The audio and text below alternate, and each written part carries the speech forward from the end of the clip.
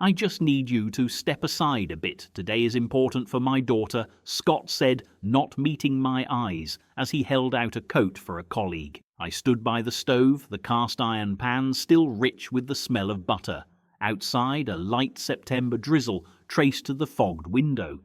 Pancakes were rising maple syrup, kept ready, the drip brew murmuring along like clockwork. A week ago, Laura had asked me over the phone, "Papa, do we need to put your name back on the house papers?" I kept quiet for a few beats and then shook my head, though she could not see me.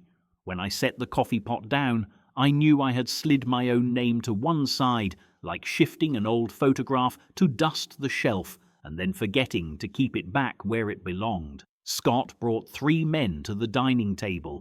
"This is a home-style breakfast," he said, as if this home belonged to someone else. I pulled out an extra chair, poured coffee, and set the plate of pancakes in the middle. One of them looked at me, narrowed his eyes, and asked, "Are you the caretaker here?" I smiled. Laura gave a small, tight smile, 2 fingers resting at the rim of her glass, but she did not explain.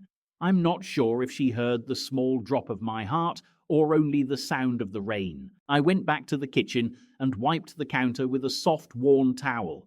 On the mantel, my wife's photo frame sat a little crooked, a fine dust settling over the summer bright smile I remember from another season. The day Laura was born, I held her with trembling hands while her mother wrapped her in a hand-knit shawl. I had believed that hard work would be enough to keep a family steady. It turns out some things do not fall to a storm. They come apart because someone shifts one small brick at a time. The coastal project will be something else, Scott said, loudly slicing the pancake with a clean steel knife. Vision class separation. That last word, separation, fell on the table like a drop of syrup, sticky and sweet, and yet I felt it cold. His colleagues nodded, reciting figures and acronyms. Laura placed a small piece on my plate and said, "Papa, please eat pancakes, get cold fast." I said ha'an and did not lift my fork. When a person has only a small piece left to hold, one is afraid to let it slip. Scott sipped his coffee, letting his eyes travel around the room as if he were measuring. "If the house is sold later," he said as casually as talking about the weather, "you would prefer a smaller place for convenience, won't you?" No one answered. The wall clock clicked once, a dry, hard sound. The smell of damp wood rose from the floorboards, a smell I would know anywhere after years of scrubbing them with my own hands. I lifted my cup fingers through the handle, warm enough, dark enough. I looked into that brown steady surface the way I used to look into the old well behind my father's house, still deep and no one quite sure of the bottom. I formed one gentle sentence to float over the moment and let it go unsaid. Some things, even if spoken, do not change the grain of the wood. Laura brushed my shoulder as she stood to bring more plates. "Papa, please sit," she said, a little hurried. I nodded. Scott and his friends went on about closing escrow sign and finished quickly. I opened the window a little to ease the butter in the air. The breeze brought in the smell of rain and the far hum of traffic from the coastal road. On the mantel, my wife's frame stayed tilted. Her eyes seemed to pass over me and rest somewhere on the newly painted wall. I came back to my chair and set the cup down exactly on the old watermark ring on the wooden table. My hand held the handle just firm enough to feel both the hardness of the porcelain and my own pulse against it. This house was once where I came home. Now I am learning to sit quietly in one corner. At this age, a man need not compete for a chair. He only needs to remember there is still a backrest for him to lean on. And when I lifted my head to the rain-blurred window, I knew my place in this house had shifted silently, the way dust settles on a photograph no one has yet found time to wipe. I had just been discharged after a bout of pneumonia. The paper band still sat on my wrist, and the pharmacy slip crackled in the plastic carry bag. February in Newport cut straight through a coat. Every breath leaves a thin ribbon of mist. I walked down the hallway to my room and stopped short by the door. Stood a big red suitcase tagged with a name I didn't know. "Where is my room?" I asked, my voice still rough. Laura was in the kitchen wiping plates. She looked at me and then at Scott. He came forward with a ready smile. Finances have been tight these past few months. We've let the upstairs room to a student for a while. The basement has plugs. It's warm. You can use it for now. Last month, he had said the same line like a polite invitation he had practiced. If this story speaks to you, do leave a few words or follow along for more quiet, warm tales, or just comment one so I know it truly reached you. I looked at the red suitcase, then at the stairway leading down. Han, I said, sometimes a short word is the quickest way to hold on to whatever is left of oneself. The basement opened into the smell of cold cement and damp. A filament bulb hung by a wire. Pipes ran along the ceiling. The heater hummed in a corner. A folding table leaned against the wall with a thin camp cot beside it. I took out my medicines from the polythene bag and kept them next to a bottle of water. From the inside pocket of my coat, I brought out our wedding photograph, my wife smiling with her head tilted, and placed it on the folding table.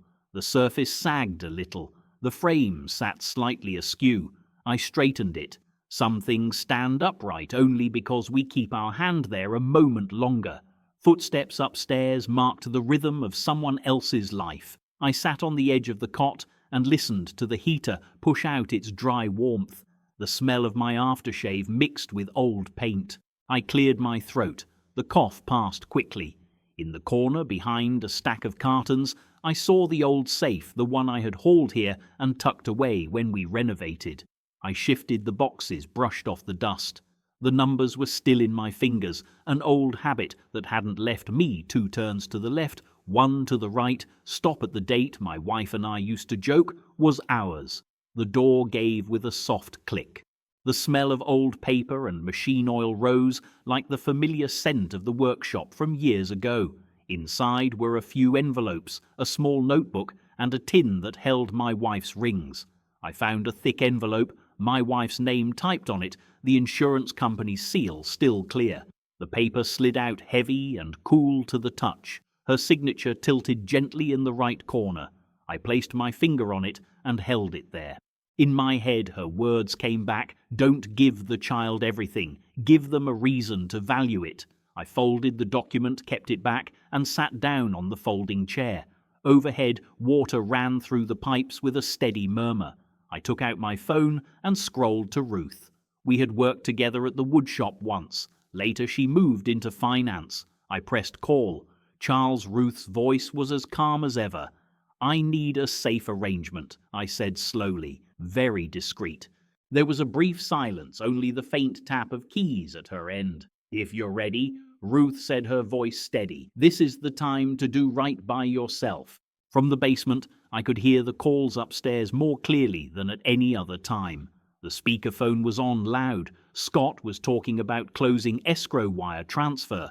The quiet down here worked like a sieve. It strained out only what needed to be heard. I remembered Laura's 10th birthday when she cried after losing a school match. I took her out to the veranda and said, "Silence isn't weakness. It is waiting for the right moment." Back then, I taught her to swallow her tears. Today, I used the same lesson on myself. Ruth called back after the email I sent at midnight. "We'll set up a trust in Delaware," she said, voice low but firm. "The name on the outside will be the management company. Beneficiaries as per your instructions. The principal can come from her insurance." I propped the phone on my toolbox and opened the old laptop. The forms went through DocuSign. Ruth's name appeared under trustee mine, sat quietly behind the text. A new mailing address, a registered agent, a separate savings account. I moved the money in small lots, just enough to avoid drawing attention. When the mail arrived, account opened successfully, I only nodded. No one at home asked what I was doing. Down in the basement, people mistake the sound of keys for the heater's hum. In 2021, Ruth sent the first investment note. "Buy small, spread wide," she wrote in bullet points. We gathered shares of the very developer Scott was chasing. Not much each time, but steady as a heartbeat. I kept up with the garden, replaced the leaf guards on the gutters, went to the Saturday market. Everything looked so ordinary that everyone believed I was simply growing old. One evening, I was slicing carrots in the utility kitchen. Upstairs, Scott told a partner on the phone, "We just need his signature, and we're done." The knife slipped a hair off the line. The tip of my finger tingled. I set the blade down and exhaled. Sometimes a straight cut doesn't come from a sharper knife, it comes from a steady palm. By late 2022, Laura brought down colour printouts, an estate by the woods, a man-made lake, a circular driveway, beautiful papa. She pointed at the main block, floating in the water mist. 99 million.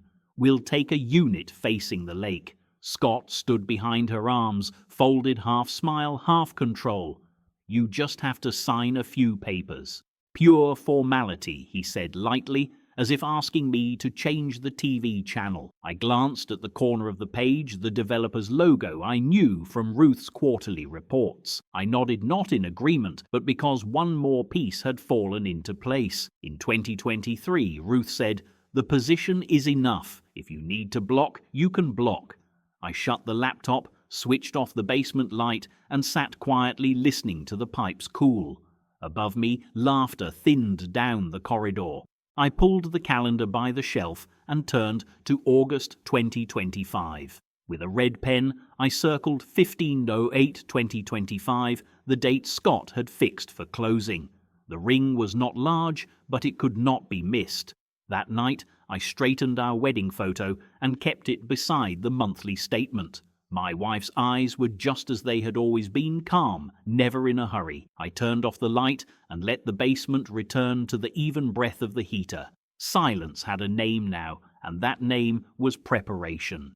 The conference room was bright and clinical, the leather chairs breathing that new plastic smell. Outside, the sun fell hard on the car park. The tarmac quivered like a hot tower. The air conditioner clicked once and settled into a steady whir. Scott pulled out a chair and placed a black-backed file before me, the pages clipped with a small gold fastener. "Papa, you just need to sign," he said, his voice soft like a rope drawn tight around a stubborn bull. A silver-faced wall clock watched over us. Its second hand marked a clean beat each time I turned a page. Laura sat a little to my left, fingers holding the edge of her dress, eyes not quite meeting mine. The notary lined up his pens, the developer's man smiled politely, and a glass of water left a ring of condensation on the wooden table. I tested the pen, set it down, and drew the file closer. The first page read, "Power of Attorney," in large type, followed by numbered clauses smooth as glass. Papa just flipped to the yellow flag. Scott guided me, the pen tip tapping the neon tabs. "Here and here as well. Once you sign, we'll take care of everything." I nodded slightly. "We'll take care of everything" took me back to the day he'd said, "The basement is warm. You can use it for now." Things he took care of were not always for me. I read slowly, not because I did not understand, but because I wanted everyone to hear the clock. The second hand slipped past the 12. The AC changed its rhythm. Someone cleared a throat. I paused at the clause on disposal rights to the land parcel. The developer's legal entity led the page-related parties in bold, and my name appearing only under authorized signatory on behalf of. I turned the pen, listening to the metal scrape gently against its own barrel. The notary gave me a friendly smile. "If you have any questions I can clarify." Scott cut in. "No need. Papa's signature is just a formality." The line returned and hung in the air like a coat on its old peg. I looked up.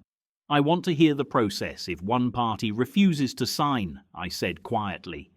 The developer's representative shrugged. "If the landholding party doesn't sign, the transaction can't complete. But this is an internal authorization, so the door opened a fraction." A man in a grey suit stepped in, followed by a woman carrying a slim document case. Laura startled and glanced up. "Apologies for cutting it close," the man said, offering his card. "I represent Mr. Whitaker." Scott snapped around. "Represent? What exactly?" The woman set her case on the table before me and drew out another file with a pale blue cover. "Certified copies of the shareholder resolution and the land use papers in the name of the holding entity with the trustee's signature," she said, passing them to the notary. The air shifted a degree cooler, as if the AC had dropped one more notch. The notary took the file, turned a few pages, and matched the numbers. The developer's man sat straighter, eyes running over the stamps. Laura looked from the papers to me and then to Scott. My lawyer spoke plainly. Mr. Charles Whittaker is a co-owner with voting rights in the development company as per the shareholding detailed in Appendix C, and he holds approval rights on the parcel as per the attached records. Any related transaction requires his direct signature. Without it, the deal cannot proceed. He paused long enough for the second hand to take 2 steps, and the power of attorney in that black file he tapped Scott's folder is invalid to the extent it conflicts with the owner's disposal rights. Every eye slid towards Scott as if tugged by a magnet. His face tightened, then smoothed. What is this, Papa? He smiled, but the corners of his mouth did not move. I put the pen down and closed the black file. I am doing the part that is mine to do, I said.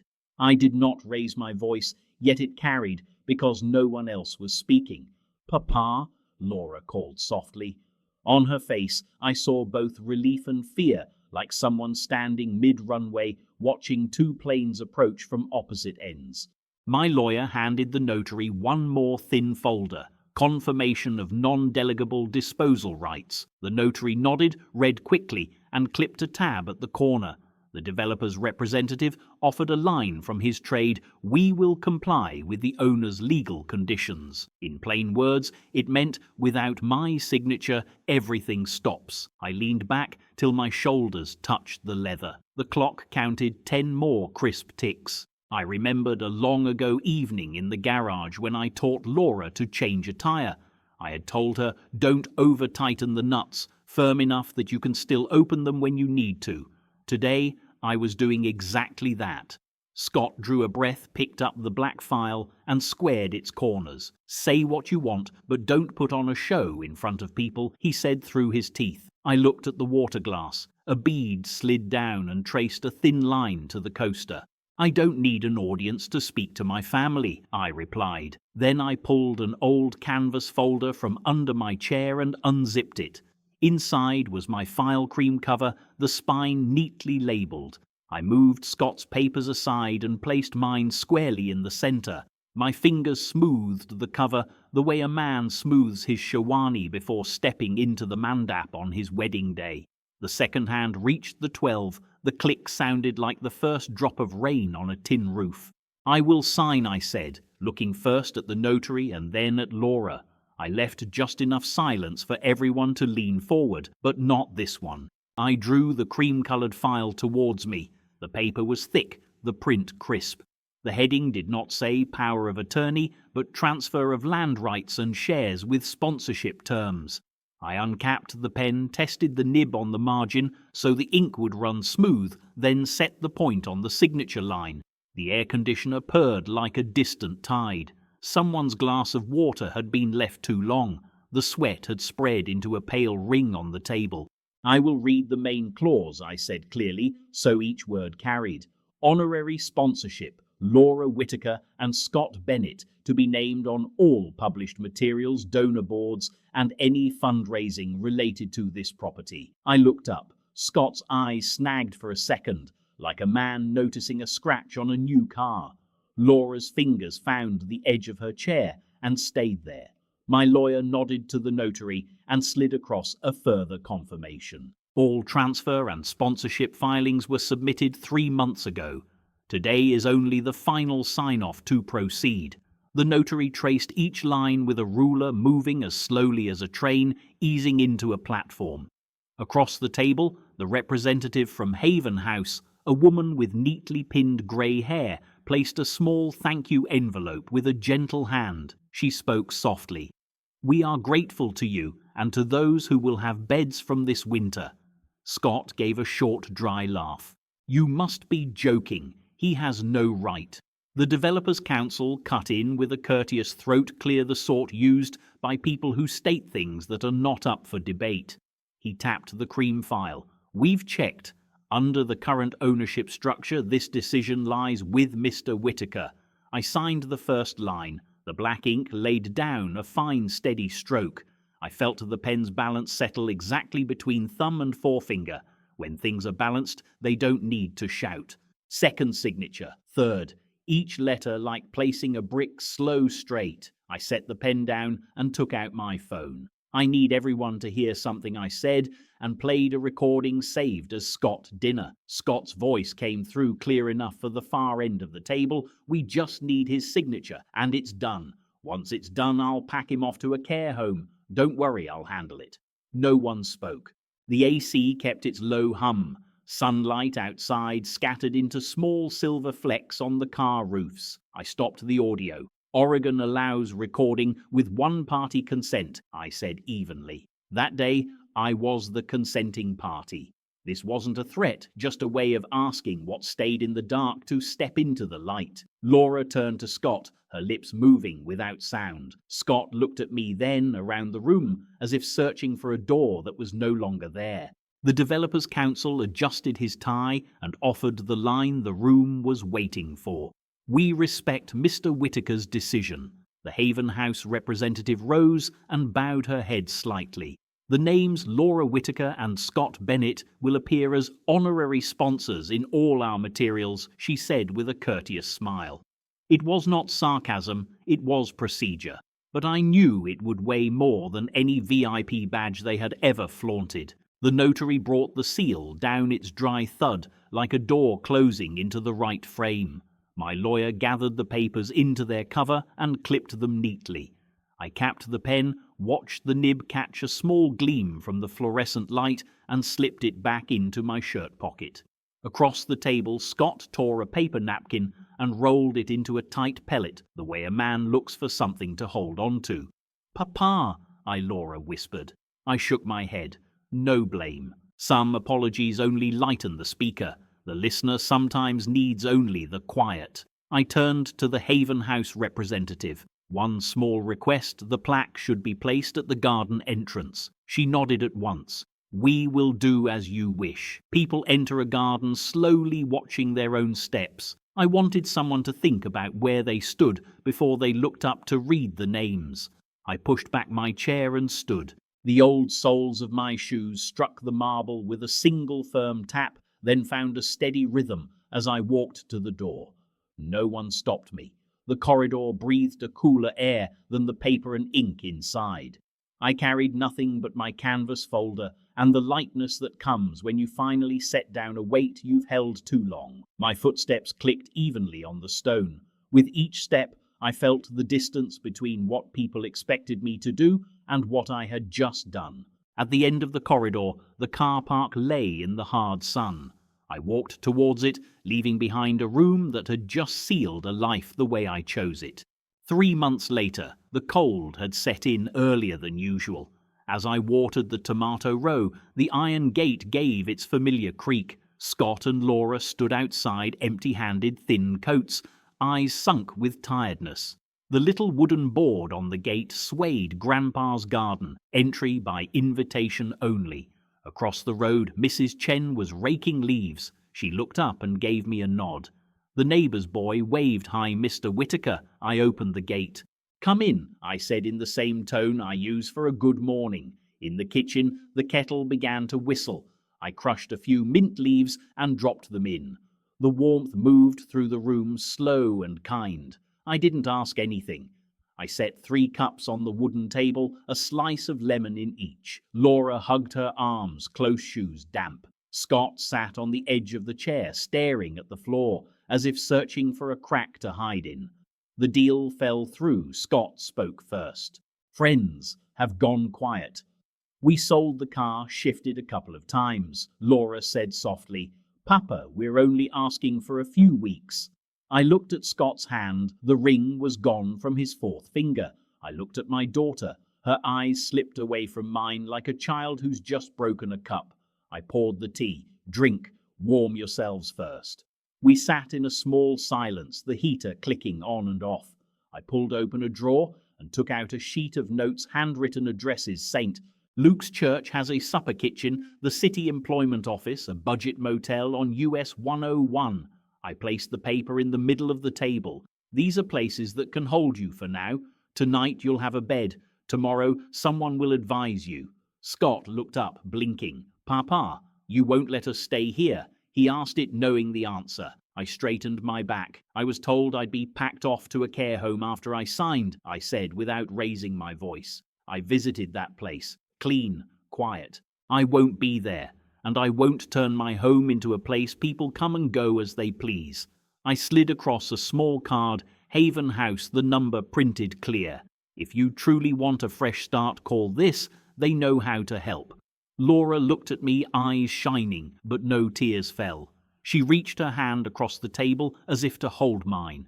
I set my cup down and drew my hand back gently, the way you lift a blade of grass from wet soil.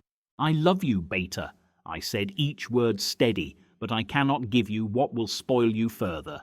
Mrs. Chen passed the window, glanced in politely, and moved on the kind of courtesy Americans keep for another family's private moment. The boy called out again. Bye, Mr. Whitaker, I answered. See you without turning. I stood and cleared the cups. I'll walk you to the gate. On the porch, the cold wind touched my cheek. I pointed down the road. Left is the city office. Right is the church. 10 minutes on foot either way.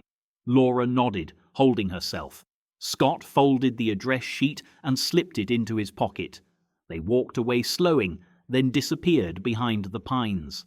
I stayed on the step, my hand on the rail, feeling the summer-dried grain of the wood. Inside, the kitchen counter was set for pottery, the wheel, the cutting wire, a block of clay wrapped in plastic. I unwrapped it and set the clay at the center of the wheel. As it turned, my palms pressed in, coaxing the lump to stand on its axis. It wobbled at first, then settled when I put the pressure in the right place. Class begins tomorrow. I don't yet know what I'll throw first, a bowl to keep keys or a mug to hold mint tea. I only know this: everything needs enough fire and the right center. People don't grow by stretching the shelter, they grow by learning again how to stand straight. I switched off the kitchen light. The wheel slowed to a stop, leaving the room warm enough for a quiet night. This evening I washed my hands by the garden tap and looked at the board on the gate and the clay now standing true. The house was calm. My heart matched it. I learn slowly, but I learn well love needs its boundaries. Respect cannot be borrowed with a signature, and silence has worth only when it helps you choose the right time to say the right thing. Giving to the right place does not make you poorer. It returns meaning to a lifetime's labor, like a church kitchen serving hot meals, like a neighbor's gentle nod as she passes your gate. If we still care for one another, let us speak respect before we ask for help. If not, each of us must learn how to stand on our own feet.